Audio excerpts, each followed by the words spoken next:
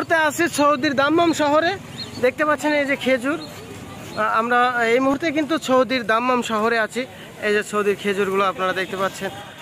দর্শক, পুরো জায়গাটি আপনাদের ঘুরে ঘুরে দেখাবো। আর আমি প্রথমেই একটু ফান করছিলাম যে এটা সৌদি আরব। আসলে এটা কোনো মানে সৌদি আরব বলতে কোনো বাইরের কান্ট্রি না, এটা বাংলাদেশের মধ্যেই এটা একটি হাসপাতাল। এই হাসপাতালটা কোথায় অবস্থিত বাংলাদেশের, এটা আপনাদের কাছ থেকেই জানতে চাই। আপনারা অবশ্যই কমেন্ট বক্সে কমেন্ট করে কিন্তু জানাতে পারেন। আর মূলত এটি বাংলাদেশের মধ্যে একটি নামকরা হাসপাতাল।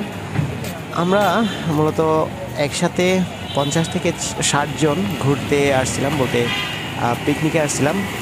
তো এসে জায়গাটি ভালো লাগলো এবং পরিবেশটি মোটামুটি সুন্দর আছে, সেই জন্যই মূলত ভিডিওটি করা আর আপনাদের সাথে শেয়ার করা।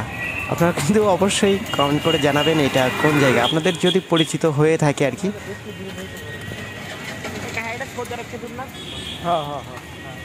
এটা সৌদির খেজুর।